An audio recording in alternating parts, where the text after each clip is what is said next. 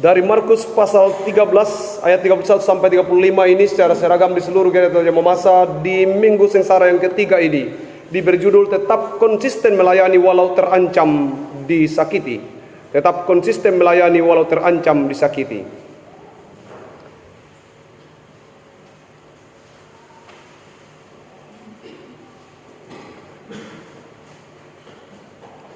Pelayanan terancam disakiti. Wow, sudah melayani terancam disakiti. Santai saja. Jika seorang melayani dengan keadaan yang santai, tulus, ikhlas, maka dia tidak akan pernah merasakan hal yang disebut sakit. Jikalau seseorang dalam motivasi pelayanan hendak menyenangkan manusia, dia pasti merasa sakit. Karena apapun usaha Anda untuk menyenangkan manusia, semuanya akan sia-sia.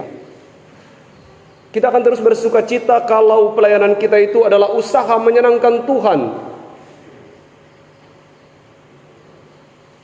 Akhir-akhir ini ada banyak gereja yang berusaha menyenangkan manusia. Ada namanya teologi kemakmuran. Ada namanya city blessing. Teologi kemakmuran itu yang mengatakan bahwa orang yang bisa punya harta banyak itu yang diberkati, yang miskin itu tidak terberkati.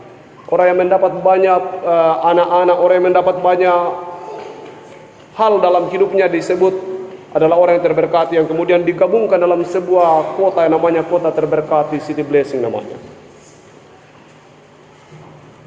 Yesus mengalami ancaman yang serius juga pada waktu pelayanan. Ancaman serius itu bukan main-main, yaitu dibunuh. Hati-hati bro, Anda tahu bahwa Yohanes sudah dibunuh akibat dari kritikan Yohanes terhadap Herodes yang mengatakan jangan ambil istri saudaramu, yaitu istri Filipus. Dia akhirnya harus dibunuh dengan kritikan itu. Dan sekarang ancaman serius itu datang lagi kepada Yesus. Bukan tidak mungkin, hal itu mungkin karena realitas sebelumnya bahwa benar bahwa kepala Yohanes Pembaptis sudah dipenggal.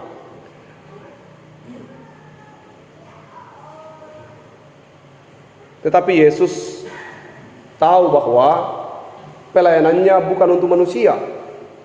Dia tahu bahwa dia harus mengerjakan pelayanan itu, dan dia tahu bahwa kematiannya tidak ditentukan oleh Herodes.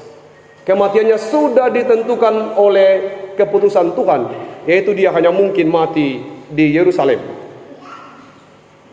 Demikian juga dalam kehidupan kita. Kalau biasanya dulu waktu saya baru melayani, saya begitu semangat kalau melihat orang banyak bergereja. Khotbah saya berapi-api. Dan kalau di kumpulan rumah tangga saya menjumpai cuma 3, 4, 5 orang, saya menjadi lemah. Saya menjadi sangat loyo. Dan biasanya khotbah saya, ya menalambi ina puduk, ya mau dipokada. Tetapi ketika saya belajar terus banyak hal tentang arti dan makna pelayanan, saya menemukan sebenarnya bukan seberapa banyak orang yang kita layani. Kalau kursi lagi begini tidak penting bagi seorang pengkhotbah atau bagi seorang pelayan. Yang penting bagi seorang pelayan adalah mempersiapkan diri untuk menyampaikan firman Tuhan sebaik mungkin. Mau 3 yang dengar, mau 5 yang dengar, harus tetap bersuka cita. Karena kita melayani Tuhan. Tugas kita adalah bagaimana menyampaikan firman Tuhan dengan penuh sukacita. Ancaman serius. Waktu saya dulu baru jadi pendeta di sini, hampir 3 tahun, 4 tahun yang dibicarakan di dalam jemaat itu hanya persoalan kenapa ada pendeta guru karate. Di klasis juga berjam-jam 2-3 hari kita sidang klasis hanya membahas kenapa ada pendeta dalam klasis kita guru karate. Sesudah pendeta itu tidak lagi menjadi guru karate, tidak ada juga masalah dan dihasilkan. Saya bilang mungkin bagus seandainya yang kita bahas. Kenapa kita tidak GCA? Kenapa tidak ada jambore? Kenapa tidak ada pelayanan-pelayanan yang super, yang baik? Kenapa? Tapi kita lebih cenderung memikirkan hal-hal yang tidak penting. Sesudah pendeta itu tidak lagi mengajar bela diri yang dulu sampai masuk di pundi, ditaruh di mimbar. Lumayan untuk kalau kita bicara bahwa kalau kita mau melayani orang Bagaimana mungkin saya mau melayani orang yang sudah tidak menyukai gaya hidup saya? Bagaimana mungkin saya harus melayani orang yang kemudian mengancam dan seterusnya terhadap kehidupan pribadi saya? Tetapi bukan itu. Yang saya layani adalah Tuhan. Sehingga apapun bentuk ancamannya, apapun bentuk terornya, atau apapun bentuk kritikannya, kita harus melayaninya. Karena yang kita layani adalah Tuhan. Serius, Kristus diancam untuk dibunuh, tapi dia katakan, oh tidak, saya harus masih melanjutkan pelayanan ini. Karena kematian bukan di tangan Herodes, kematian ada di tangan Tuhan. Dalam perjalanan persekutuan gereja kita, belum apa-apa, baru satu yang selesai. Baru gereja secara fisik yang selesai. Akhir-akhir ini di tengah situasi COVID, kita makin kendor, terancam. Dulu waktu gereja ditutup, kita bilang kenapa ditutup. Sekarang gereja dibuka, kita bilang kenapa dibuka. Situasi kita keadaan seperti ini. Jadi memang ancaman-ancaman itu tetap ada. Tetapi kita harus tetap konsisten melayani, walaupun terancam disakiti. Dalam bacaan kita ini dengan jelas berkata bahwa Yerusalem akan menjadi tempat di mana orang akan melempari Nabi. Yerusalem, kota suci dan megah itu, kota para orang-orang Farisi dan ahli Taurat, kota di mana di sana penatua sama pendeta berkumpul dan dilahirkan. Tapi di sanalah juga Stefanus dibunuh, dilempari sampai mati. Di sanalah juga Yesus diolok-olok. Di sanalah juga banyak nabi diperlakukan dengan tidak manusiawi. Sekiranya kita, apapun bentuk pelayanan yang harus kita hadapi ke depan, kita tidak boleh takut. Kita harus konsisten untuk melanjutkan pekerjaan itu. Kita tahu bahwa melayani Tuhan itu berisiko. Waktu diancam, Yesus malah berkata, kasih tahu, beritahu sama serigala itu. Yesus tidak takut terhadap Herodes, walaupun dia tahu bahwa Herodes sudah membunuh Yohanes Pembaptis. Demikian juga tanggung jawab sebagai seorang majelis gereja, tanggung jawab sebagai pelayan. Pada saat kita berkhotbah, tidak banyak orang yang suka dengan khotbah. Saya selalu katakan, sejak 10 tahun yang lalu, saya sudah memposting khotbah saya di YouTube. Ada yang belum dinonton orang sampai hari ini. Saya posting cara teknik modern kebiri babi. Jutaan orang yang nonton. Lebih lagi yang lain, cerita-cerita yang lucu. Orang berlomba-lomba menontonnya. Itu dunia sekarang. Tapi tidak berarti bahwa kemudian kita berkata, ya sudahlah, karena orang tidak lagi suka mendengar firman. Tidak begitu. Kita mengerjakannya penuh dengan sukacita. Kita berpikir bahwa suatu hari nanti, kalau kita konsisten melayani, maka kalaupun kita terancam untuk disakiti, rasa sakit itu akan membawa kita makin dekat kepada Tuhan. Seseorang yang sudah menemukan Tuhan tidak akan menukar dengan apapun juga. Tuhan Yesus sudah meninggalkan teladan bagi kita. Teladan bagaimana dia tetap menjadi nabi di tengah ancaman. Kita juga harus begitu. Kita bertanggung jawab untuk memberitakan firman Tuhan, baik atau tidak baiknya waktu. Justru di tengah ancamanlah suara kenabian harus ada. Terancam untuk tidak dibayar gajinya, tidak apa-apa. Karena kita melayani Tuhan. Terancam kalau khotbahnya pendeta begini terus dan begitu terus, kami akan begini, tidak apa-apa. Ancaman-ancaman itu adalah bagian dari pertumbuhan persekutuan kita.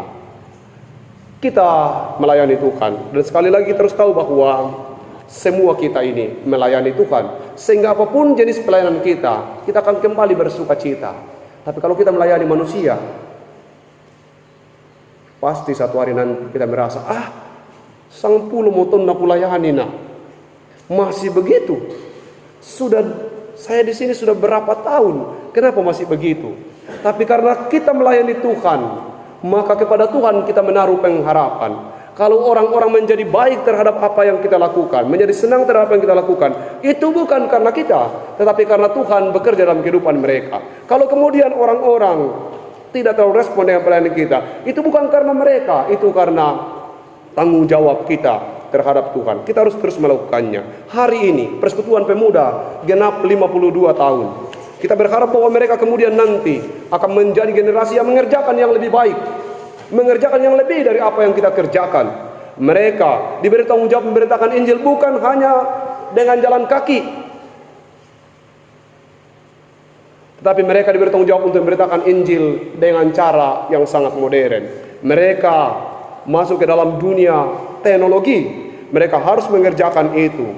Dan kalau dulu masih banyak alasan untuk memberitakan Injil, aduh sakit betis, tidak bisa jalan, tidak ada motor, tidak ada ini. Sekarang tidak ada lagi alasan kecuali tidak ada pulsa.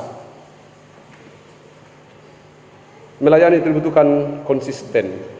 2010 Evangelism of Lucen dilakukan di sini. Kita mendapat kritikan yang serius, bukan hanya dari warga jemaat, tapi juga dari sinode. Yang kemudian hari ini Evangelism of Lucen itu menjadi moto pelayanan Gereja Toraja Mamasa. Yang dulu saya hampir dipecat gara-gara didatangkan di sini. 2012 dulu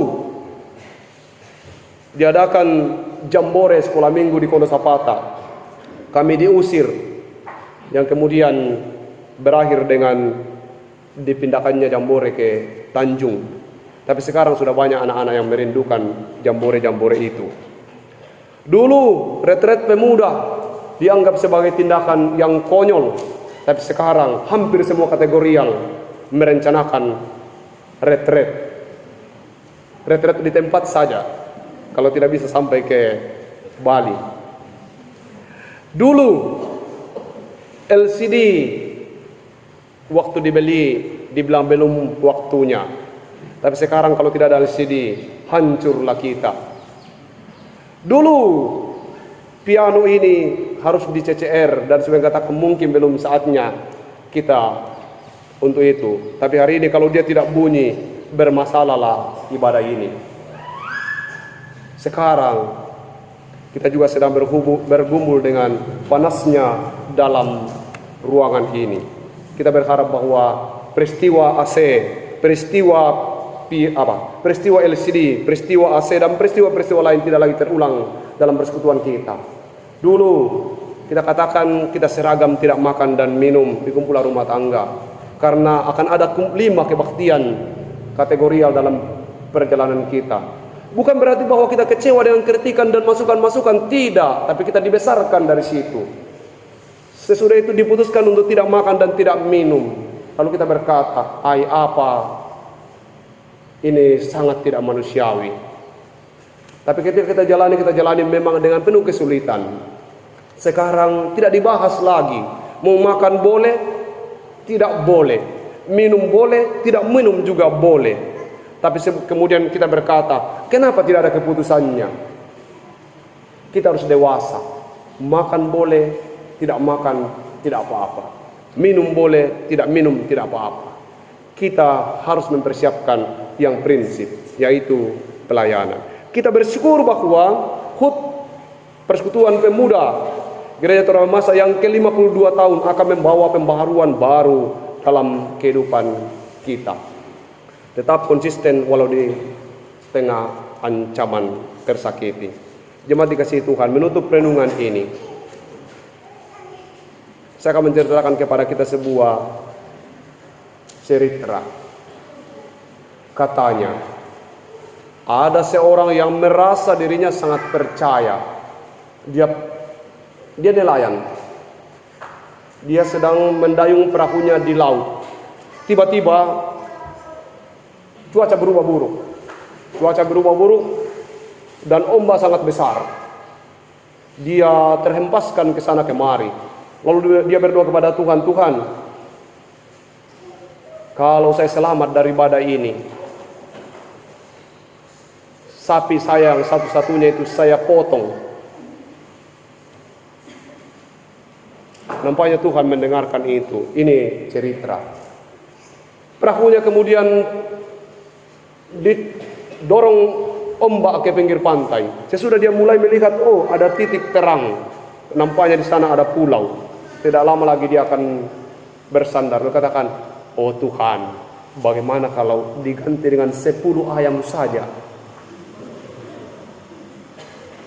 Nampaknya Tuhan juga masih terima itu. Perahunya terus didorong oleh ombak sampai dekat pinggir pantai. Ketika dia berpikir, oh ini kalau saya jatuh ini sudah bisa berenang. Bagaimana kalau 2 saja ayam? Betina, jangan menjantannya. Tuhan juga masih mendengar. Kemudian ketika dia rasa bahwa, oh kalau ini saya sudah bisa jalan karena sudah dekat pinggir pantai, dikatakan, Tuhan, saya kira cukup dengan doa dan terima kasih. Tuhan katakan, iya enggak apa-apa. Dia turun dan jalan kaki. Ketika dia berada di lorong rumahnya, dilihat ke sana, wih, kenapa ada asap tebal? Dia dekati, ternyata rumahnya kebakaran. Dia bilang, Tuhan tidak adil. Persoalan di laut dibawa di darat. Konsisten.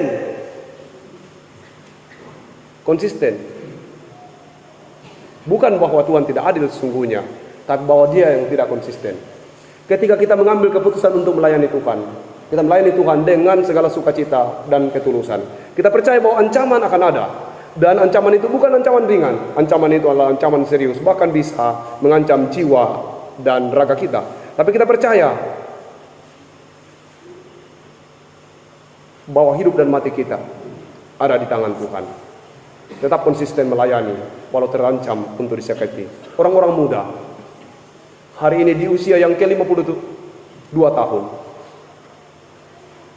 Dulu waktu saya masih muda, saya merasa bahwa majelis gereja itu, pendeta itu ancaman serius bagi perjalanan orang muda. Kalau ada keputusan sepertinya pendeta, sepertinya majelis gereja tidak memberi ruang dan tempat. Tapi percayalah bahwa peran majelis gereja dan pendeta hanyalah peran fungsi kontrol untuk perjalanan persekutuan kita. Tidak ada seorang bapa yang sayang kepada anaknya lalu membiarkan lepas tanpa mengawasi dan mengendalikannya. Mungkin sekali-kali kita merasa bahwa fungsi kontrol itu menjadi kekang dalam kehidupan perjalanan persekutuan kita. Mari kita memaunya bersama. Kita harus konsisten melayani Tuhan. Sekalipun mungkin dalam perjalanan persekutuan pemuda ada banyak kritikan-kritikan, tetaplah kuat, tetaplah tegar. Percayalah bahwa konsistensi pelayanan akan membawa kita kepada jemaat yang lebih kuat. Sekali lagi, kita baru selesaikan baru pembangunan secara fisik. Kita harus mengerjakan pekerjaan yang besar, pembangunan secara rohani. Tuhan memampukan kita untuk mendengar firman Tuhan. Kalau Yesus berkata, hai serigala, kepada Herodes, itu bukan berarti bahwa Yesus tidak menyukai Herodes. Tapi Yesus hendak mengatakan bahwa bertobatlah. Kalau kita mendengarkan khotbah yang menyakitkan dari mimbar, itu bukan berarti bahwa pendeta atau penatua dan diaken tidak menyukai kita, tapi dia atau mereka sedang mengerjakan tanggung jawabnya. Secara bersama kita dipanggil untuk melayani walaupun terancam disakiti.